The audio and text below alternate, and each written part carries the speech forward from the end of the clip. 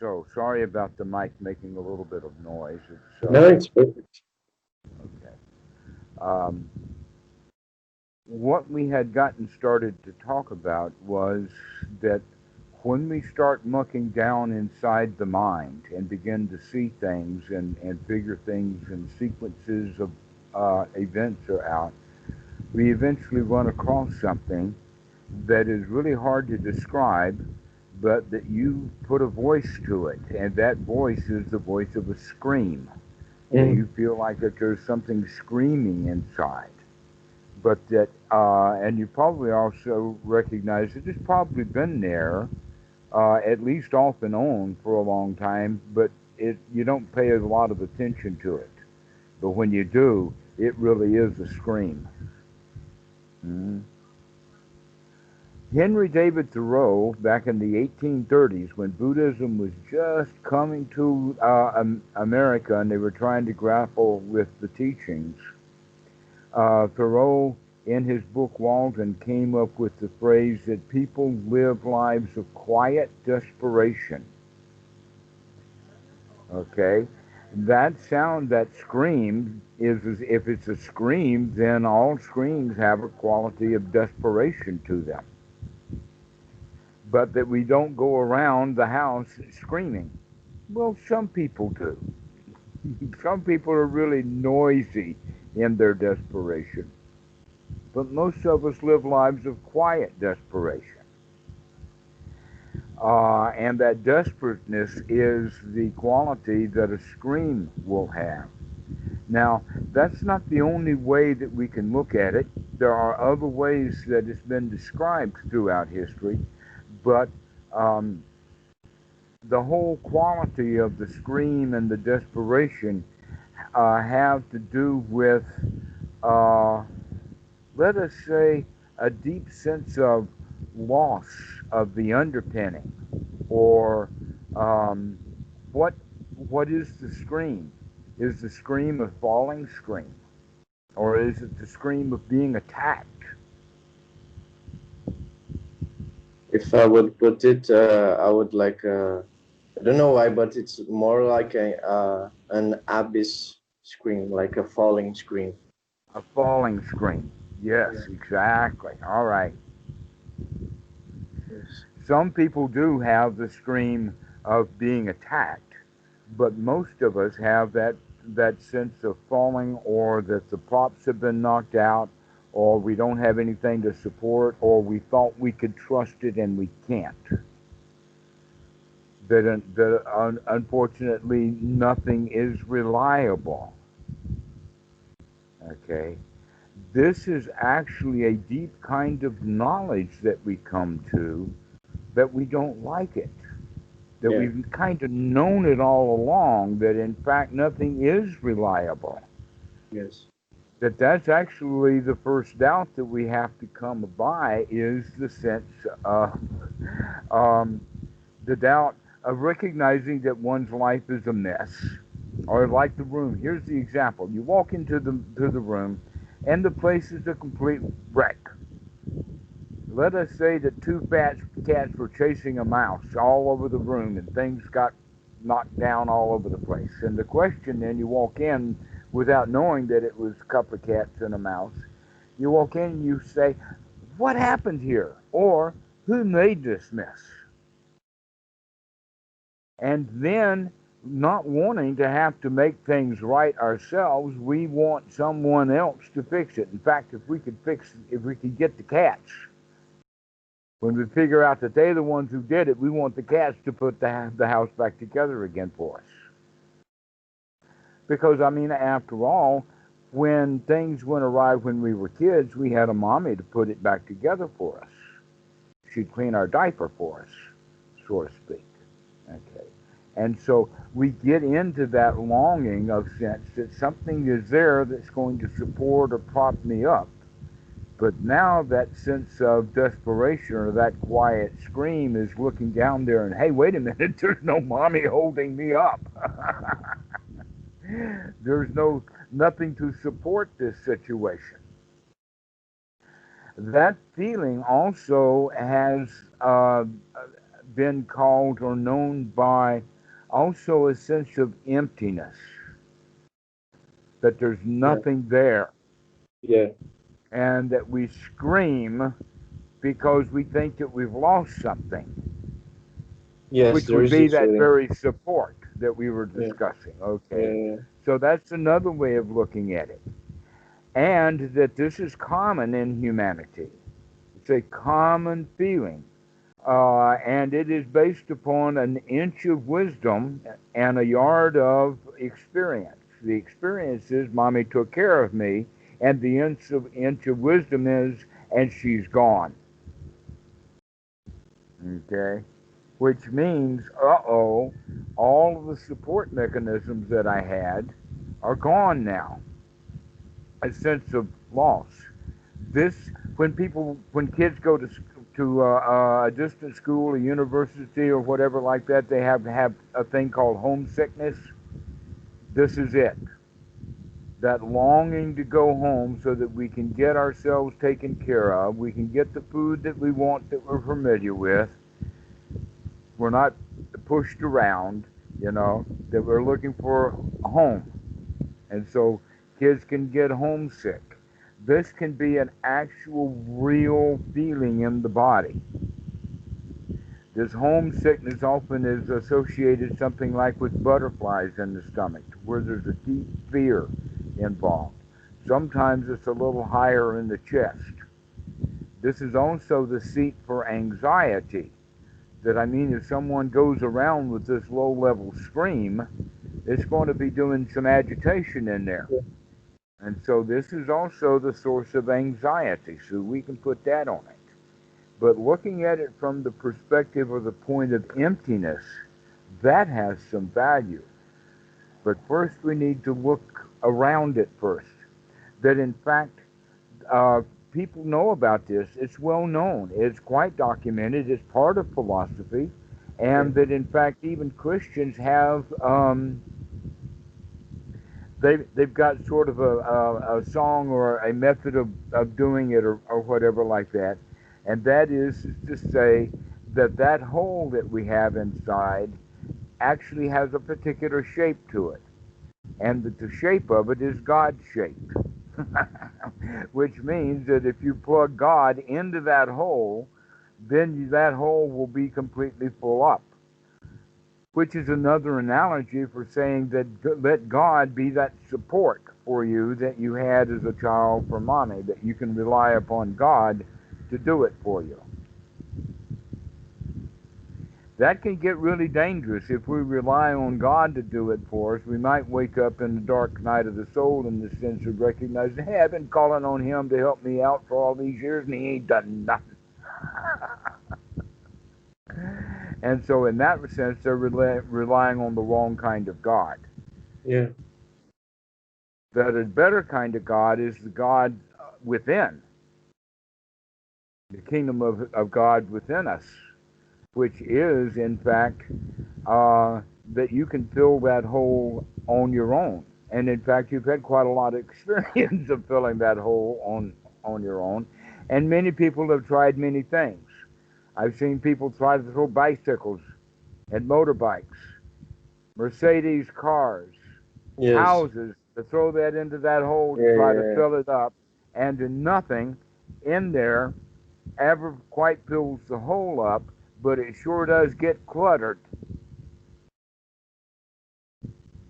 With the Buddhist idea, maybe we have already done too much to try to fill the hole and it's not working. Maybe we can find refuge in the fact that this is more like not a hole, it's a cathedral. It's just got a lot of junk. We need to clean it up a bit, throw some of the rubbish out, and now we've got a fine emptiness to live in. Yeah. Ah, so Yeah. when we look at it that way, we can say maybe the scream can be converted into a song. Yeah. Yeah. Yes. Yes. Yeah, we Definitely. can sing. Yeah, we don't have to scream because it's empty. We can begin to understand just with a change of attitude that it's okay to be nothing. It's okay to do nothing, to have nothing, to go no place, because the real pleasure has always been on the inside anyway. And yet we think that we take great pleasure from getting something for free. And I'm offering you something that's even better for free.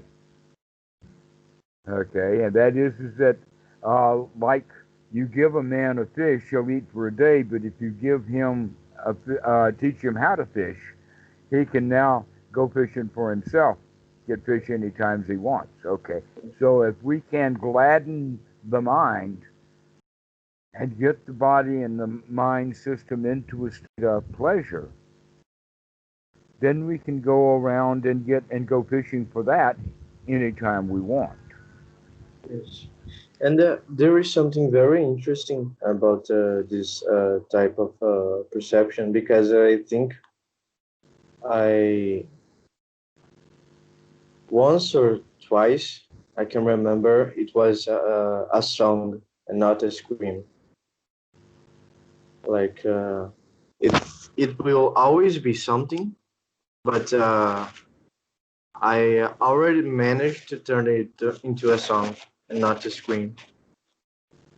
But like the default state, for some reason, is like this deep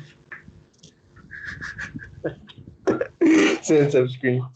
But yes, Well, one thing that I will say about it is that yes, it goes one thing after another, and that these things are also in categories, and so we generally exhaust or manipulate or deal with one category at a time, while all of the other categories are still quite actively kicking our yeah, butt. yeah.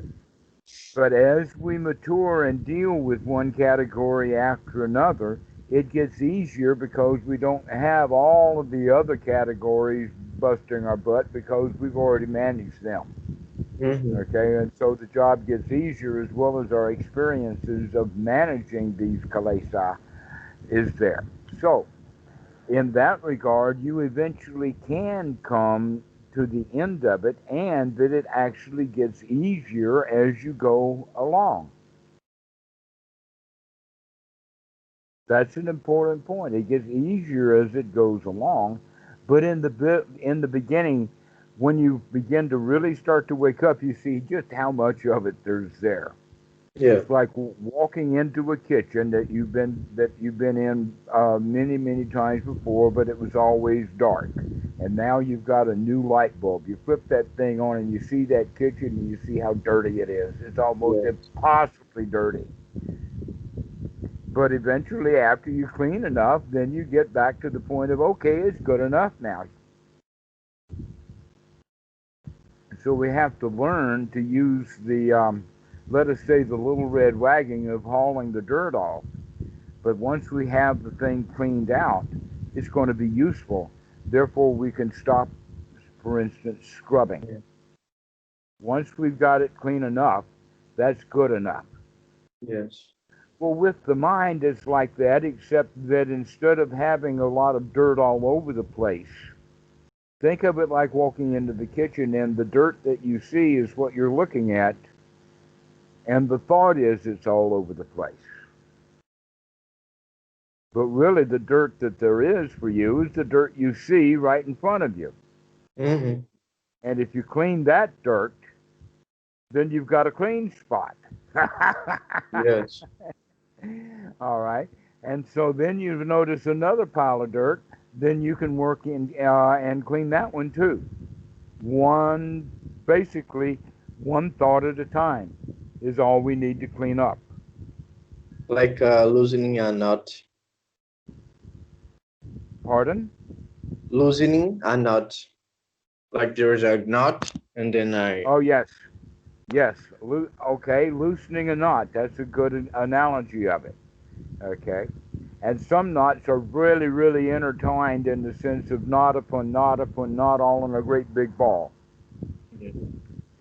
And so, even though we get one knot out, we're making progress, but there's still a whole lot of knot there. With our method, we do the dance of a jig every time we pull a knot out. We're not concerned with how many knots that we have to left to do. We're only concerned with, darn it, now we know how to pull this knot apart. I see. That's the attitude to have, is we can do this. If I can pull one knot out of it, I can pull the next one out and the next one out. Yes. Okay?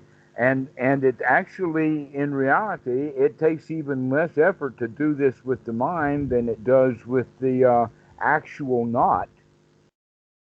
That in fact, the bigger the rope, the more difficult the knot is to untangle because of the weakness of the hands. I was in the Navy, so I know a different kind of knot. It's when the rope is so big you can't get your hand around it. And then you need these piles of things of going in and digging out and digging around to get that thing out. All right. Luckily, the knots that we have in the mind are actually quite easy to move once we get into the habit of doing it. It's more like a little needle, if anything. Mm. Okay. And so this idea that we can untangle the knot of the mind is, first off, just saying I can do it and then go do it. The first thing that we do for untangling a knot is look for a place where we can get a hold of it.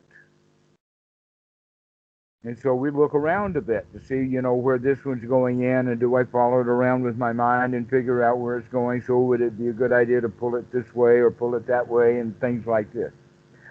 That's exactly what we're doing with Anapanasati, to unravel that mind.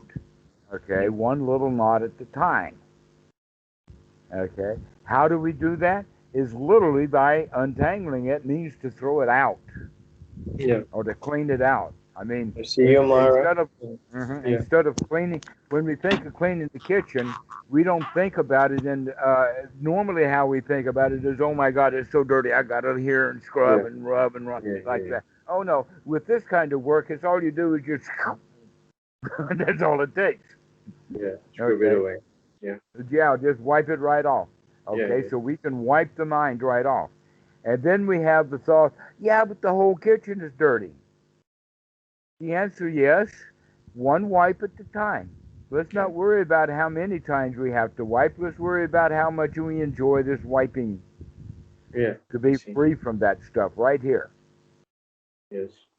Exactly. So, in that regard, let's get back to the idea of the screaming. This is something that the screaming has begun to show, because this wiping clean or wiping the mind is literally like trying to take old things out of the hole that we've created. Mm-hmm. And so we're actually uncovering the emptiness there. Okay? We're beginning to uncover the scream at the bottom of all of this.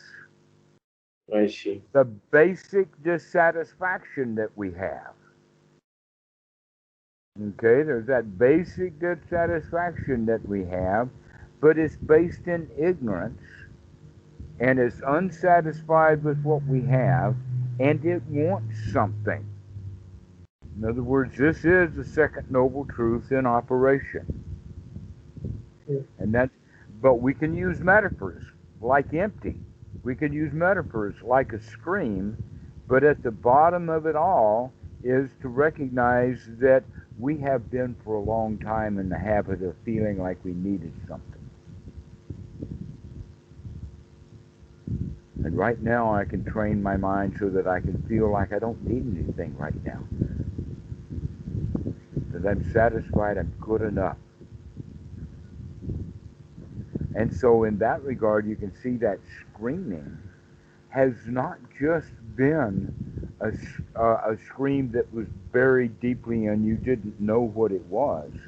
Basically, this scream was screaming orders about what you should go, where you should go, and what you should do for much of your life.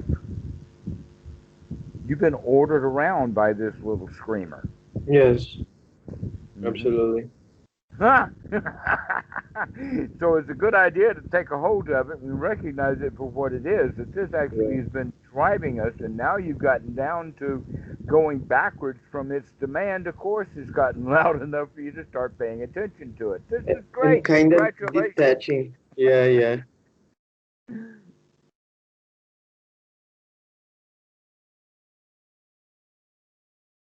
And so now, every time you can see that screamer, that dissatisfaction, that feeling of emptiness, you can say, "Yeah, but I kind of like it too.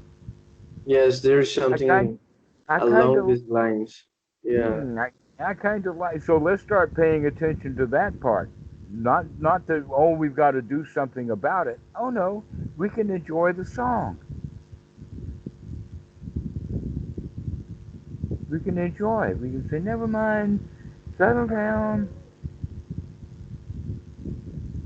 So this is the way that we begin to deal with it. This is what will help get the mind. In fact, think of it like this: that while we're talking Dhamma, speaking Dhamma, being enthused and inspired by the Dhamma,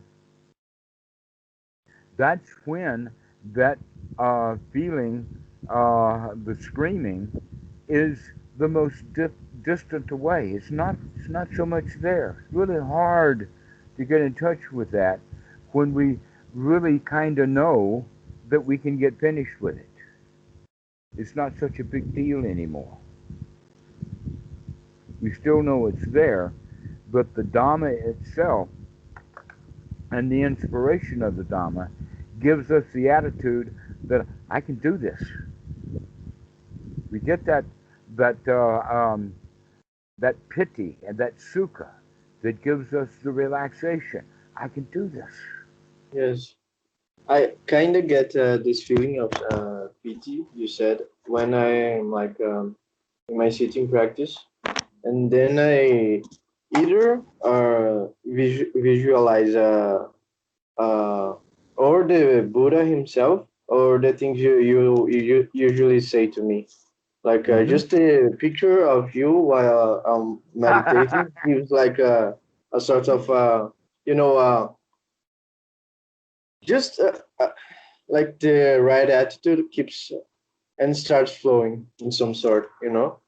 Yes, I do. In fact, the Tibetans and other traditions are very big on that. That's part of the reasons why they have gargoyles on Catholic prison, no, cathedrals, and they have uh, angelic beings on the side of all of the Buddhist places. They have tankas to memorize in Tibet. Yes, there's a whole quality of visualization that by being able to visualize the beautiful, that helps us to feel good, and Yes, also we're paying attention to it. So yes, when they're when the guy with the tanka is using the object of the tanka for the meditation, it's not about the deity, is whether he's magical or not. It's that this is the mythologization of these qualities. yes. The disposition it puts you in. Mhm. Yes, Like yes. being able to feel good, to be able to Mm-hmm. feel Yeah, powerful.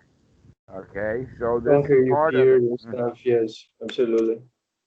Yes, so we can visualize things that help us to feel good, just like we have visualizations to help us feel bad. Unwholesome Yes, thoughts yes. also come We in have the form of a lot of visualization.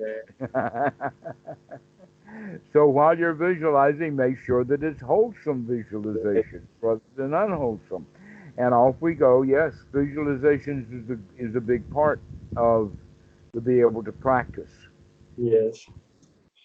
There was a thing I was trying to like integrate into the practice because the last time we spoke, I got like a whole new context for lots of stuff, and it got me wondering what was that point of contact you said I should look for. I try to aim at it by like not fixating my attention in some particular spot, but trying to move it so fast I couldn't like be attached to anything. Like I think something, but Okay? Keep practicing like that. That's exactly the right way to do it. but Okay? that's So you're on the the thing you. you're just beginning. Oh, So okay. you're just beginning. So keep going with that. Keep watching. You got a particular question, I know. What is it? Is this the I don't remember the name you used, but it's the point of contact Mm-hmm. from the Pratisha Shamapada. Yes. Yes. Yeah, pasa is the Pali word. And Bhikkhu Buddhadas is big on having wisdom at the point of contact. So that when Is we that know, the thing? in Yeah, other I words, can we like. know what impacts us. Mm-hmm. We know what impacts us. That's basically what he's saying. Wisdom at the point of contact means we know what impacts us, therefore we will know how we feel about it. Mm-hmm. Okay? Because if we know how we feel about it, then we have complete control over what we're going to do with those feelings. But if we have no wisdom at the point of contact, so that whatever impacts us in a dream, sleepy, or not mindful way, then those feelings will arise, and with those feelings, the natural tendencies of the mind will take that feeling of liking into wanting, and the wanting then into it's good, or I've got to have it. And if the feeling that arises is a feeling of dislike or uncomfortable or, let us say, a bit difficult to endure, then the desire is to get rid of it. And by having the desire to get rid of it, or the want to get rid of it, or the tanha, that leads then to us taking action to get rid of it. Now, that action then is the upadana. That's when we're actually clinging. If we take action to get rid of something, then clinging is there, Mm-hmm. because the clinging is what caused the action. But mentally, that clinging is also going to take us right into one of the woeful states. Mm-hmm. Okay? And that is suffering. These Yes. woeful states are known as suffering. So we become that woeful creature that's Yeah. in these woeful states, in this hell, if we're angry, etc. Okay. So if we have mindfulness at the point of contact so that we know, and so several things to know. One of the things that we can know is that, hey, I'm making this stuff up. If we would know that, if we would know that our thought, that we're making it up, that it's not real, we've got no evidence. And that actually, the reason I'm saying that is because that's one of the things that since I've started to teach on the internet is that I've recognized that I've got to really back up what I say. And so I often, after I've told some students something, I'll go and research it to make sure that I can find it in the suttas. Yes. Yes. Okay? Because I don't want to be making stuff up, and if I'm not sure of where I heard it, then I want to go check the source. Mm-hmm. And sometimes it's been years, and then that relief will come. Yeah, I finally found that one. I knew it was true, but I didn't know where to locate the reference for it. Yes. Yes. Yes. So this is a quality of investigating the mind in the fact that we don't trust our thoughts. We don't trust this internal representation of the world, because we know that it's polluted, that the real world is something we haven't experienced yet, because we've been too busy processing that real world to make sense out of it. Mm-hmm. And so we begin to not trust that. In other words, we're going now even more in the direction of that scream, that we recognize happily that we can't trust anything.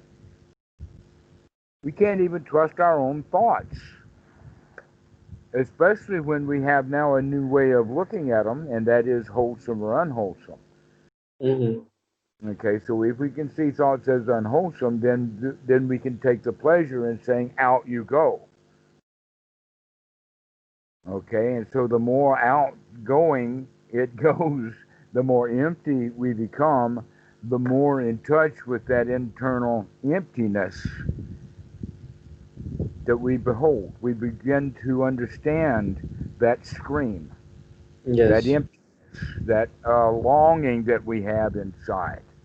And then you begin to recognize how, in fact, it has been controlling so much of your life. That it's been asking you for help. It's screaming, "Please give me Yes. something." So Yes. you've given it a bicycle, and you've given it a book, and you've given it meditation, and you've given it a house, and nothing is satisfying it. Yeah. Yeah. Absolutely. And that's why we call it emptiness or a hole. It doesn't matter how much stuff you throw in there; it's still empty. Yes. Yes. So now that you know that, you can recognize, well, let's not have that become part of our wise way of looking at the world. Yes. And this And, makes me think of a fun thing. Like I feel like there is a. It becomes easier to like find yourself up here in the head because we have too many parts of like entry. We have like the mouth, we have the ears, so the sound can enter. We have the sight, so uh-huh, like just in here, you know. So I right? And you have the entire body coming up through the brain stem right into the reptilian brain, wired directly in. yeah. So I have too many things to like attach to. Right? The brain is it. That's right. There's no problem with understanding that, but you are not that brain. You are the sum total of the activities of that brain. You're the product. The me is the product of the process of the brain. And if you process incorrectly, that me is going to wind up in toast. Yes. Yes. But if you process correctly, that me is going to wind up being in charge. I don't know if I told you this, but one of the students one time mentioned the idea that everyone is an emperor of his own Yeah. pile of Okay. dirt. Yes. Yes. Right, okay, this is what we're talking about is let's climb out from under our pile of dirt. Let's stop doing what that scream has been saying and get on top of it all. To stop allowing that quiet desperation to make you live your life desperately. Mm-hmm. You can just recognize, yeah, it's in there. And it's number one, no longer going to drive, and two, it's not that uncomfortable anyway, and three, as I get used to it, it's not so bad at all. Then, in fact, I can uh, go into that wilderness or go into that empty room and make it my home. Yeah. It's nice in here. And so we can take that desperation and turn it into housing. Yes. Yes. But it takes a while, and it takes some thinking through that it's really okay that that scream is there, Yeah. but that we don't have to, number one, stay asleep to it because we think it's painful. Because when we are asleep to it, it drives our life. It's like when the cat's away, the mice will play. Yes. Is an example of that. Yes. Okay. Exactly. But when we start watching for this, then we can recognize that it doesn't have any power at all. Mm-hmm. So. would you say the moving attention is a good way of practicing it? Practicing it? Well, moving is exactly what we mean by open. If something was open but there was no movement at all, then open and closed has no meaning. So open, That's a very in good fact, point. okay, so closed actually has the situation of no movement. And so movement is good in that regard. Not going somewhere is different than just in motion. Yes, Okay, so in fact, you could think of that the whole world is in a dance. I see. It's not marching someplace to do something. It's just dancing. This is what we mean by Leela. It's kind of a still motion of some sort. Okay. Yes. So everything is in motion, and the question is if we watch where we're going, there won't be much collision. Okay. But uh, the aspect of moving around my point of attention very fast is an actual practice. Mm-hmm. Definitely. Right. So in one breath, which we've gotten slowed down now to about 5 breaths a minute, or a count of 12, something in that neighborhood, so that we're taking long, slow, deep breaths. We can note that in breath and note that out breath very, very quickly, just to make sure that we're doing an in breath and an out breath, and that leaves us nearly, Uh, now let us say 12 or 11 seconds to do all kinds of other stuff. mhm. Okay, which is to pay attention to the rising and falling and the touching of the body on the cloth, and get in touch with the body. We can also get in touch with our sitting posture, our postures in general, whatever body posture's in. It's good to note that on a regular basis. Just take note of it. Why? Because we're already processing that data, but we're doing it subconsciously.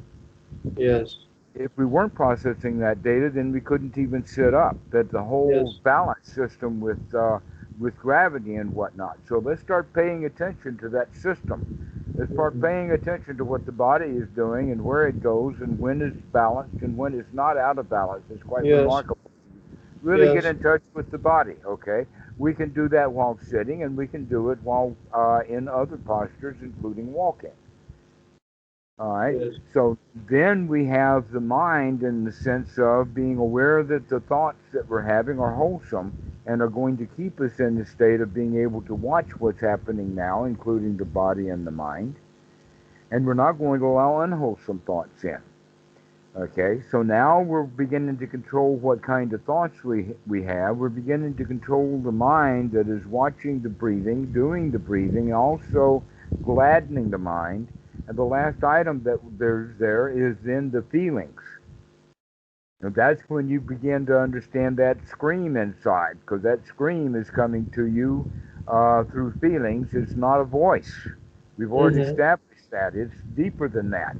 yes, It's a longing is the one word that they can say. Okay?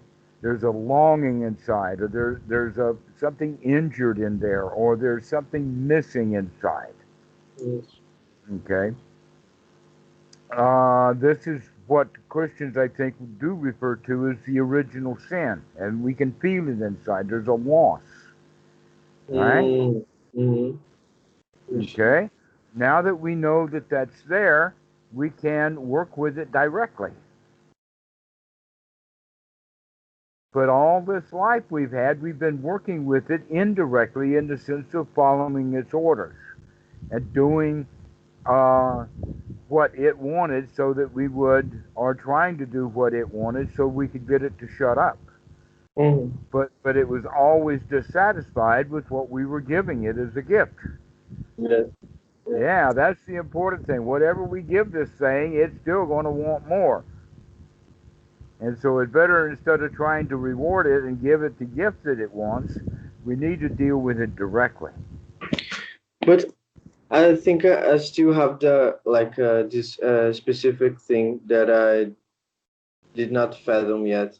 It's like okay, I'm used to like pay attention to the in breath, to the out Mm. breath. I'm used to like see the way my body is sitting down, the way it's balanced. Um, and then I go into the emotions. I try to pick it apart the maximum as I can.